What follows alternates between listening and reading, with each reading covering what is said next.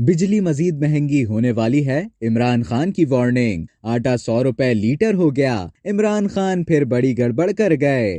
पाकिस्तान तहरीक इंसाफ के चेयरमैन इमरान खान ने अपने खिताब में मुख्तलिफ अशिया की कीमतों के आदाद शुमार तो खूब बताए, ताहम लीटर और किलो में फर्क भूल गए। मौजूदा हुकूमत का अपने दौरे हुकूमत से मवाजना करते हुए इमरान खान ने कहा कि उनके दौर में आटा 50 रुपए फी किलो था, लेकिन आज कराची में आटा 100 रुपए लीटर हो गया है। इमरान खान अपने खिताब में आदाद शुमार बताते हुए भी गड़बड़ कर गए। अपने दौरे हुकूमत और मौजूदा दौरे हुकूमत में डीजल की एक ही कीमत बताकर कहा कि आज डीजल 100 रुपए महंगा हो गया है। साबिक वजीर आजम इमरान खान ने कहा कि एक तरफ महंगाई बढ़ रही है, दूसरी तरफ मईशत कमजोर हो रही है। IMF की रिपोर्ट के मुताबिक बिजली और महंगी होने वाली है। अपने खिताब में इमरान खान ने कहा कि माहिरीन के साथ मुल्की और माशी सूरत हाल पर बात की। मौजूदा हुकूमत की मुल्क में और बैरून मुल्क कोई साख नहीं रही।